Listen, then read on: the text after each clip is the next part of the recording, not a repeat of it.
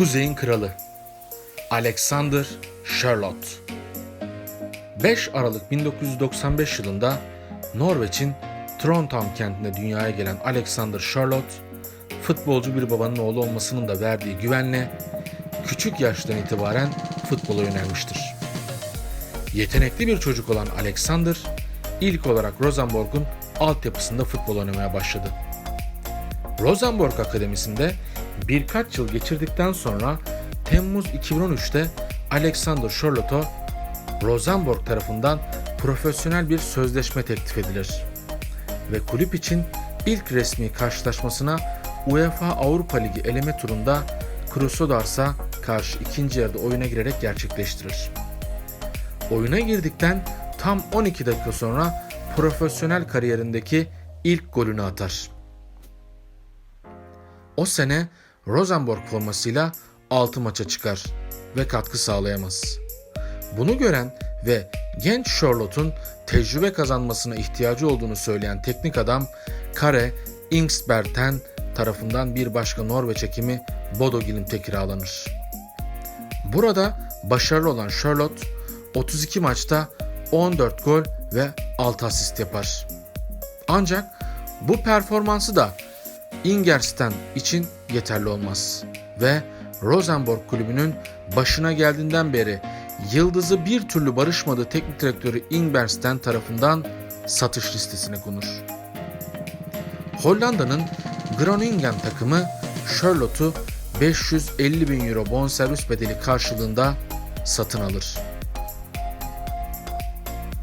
Yaklaşık 1,5 sene Hollanda Ligi'nde Alexander Charlotte pek de iyi bir dönem geçiremez ve Hollanda Ligi'ne adapte olmakta zorlanır.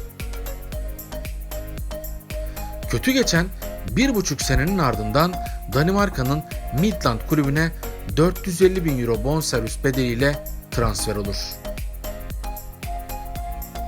Alexander Charlotte için zaman daralıyor ve fırsatlarda birer birer kaçıyor gibidir. Belki de kariyerinin son şansı olarak gördüğü Midland'da adeta futbola yeniden doğmuş gibidir. 26 maç, 15 gol, 9 asist. Bu performansı ile zaten potansiyelini bildikleri ve bir türlü beklenen sıçramayı yapamayan Charlotte için İngiltere Premier Ligi'nin kapıları açılmıştır. 450 bin euro bedelle Midland tarafından henüz bir sene önce transfer edilen Charlotte, bu kez tam 9 milyon euro bonservis bedeliyle İngiltere Premier Lig takımlarından Crystal Palace'a transfer olur.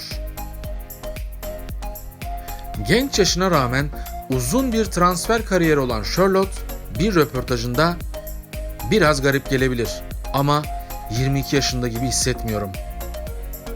22 yaşındakiler için normal olmayan 5 farklı kulüpte çok şey yaşadım. Ama bence bu olumlu bir şey" şeklinde konuşmuştur. Premier Lig'e adaptasyon konusunda sıkıntı yaşayan Alexander Charlotte burada 16 maça çıkar. Ancak skor katkısı veremez.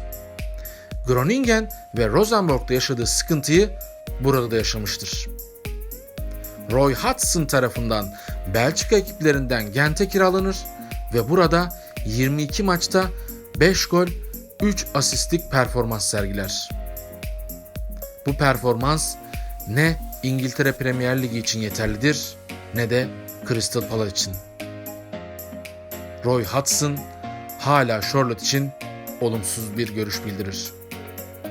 2019 Mart ayında Centuri'den Gent maçında Johan Bolli'yi izlemek için Belçika'ya giden Trabzonspor İzleme Komitesi burada Alexander Charlotte'u ilgiyle izler.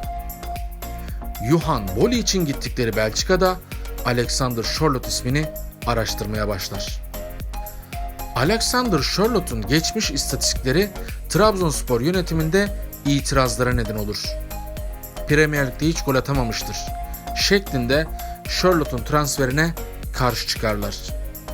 Ancak Trabzonspor Başkanı Ahmet Ağaoğlu scout ekibinin raporuna güvenir ve Charlotte'u 2 sene 750 bin euro bedelle kiralar. Trabzonspor kariyerine harika bir başlangıç yapan Alexander Sørloth, Premier Lig'de hiç gol atamamış şeklinde transferine karşı çıkan yöneticilerin dahi göz bebeği olur. Şu zamana kadar Trabzonspor forması ile 39 maçta 25 gol ve 7 asist ile katkı yapan Sørloth, Trabzonspor taraftarlarınca Gürcü futbolcu Shota Arveladze'den sonra belki de en sevdikleri ve bağlandıkları santrafor konumunda. Taraftarın kendisine taktığı isim ile ilgili olarak konuşan Sørloth, "Kuzey'in kralı, bugüne kadar aldığım en iyi takma isim. Bundan dolayı çok mutluyum. Böyle söylemeleri özgüvenimi de yükseltiyor" şeklinde konuşur. Trabzonspor'un lider olmasında çok büyük katkısı olan Alexander Sørloth, takımını şampiyon yapsa da yapmasa da adını Trabzonspor tarihine altın harflerle yazdırmış durumda.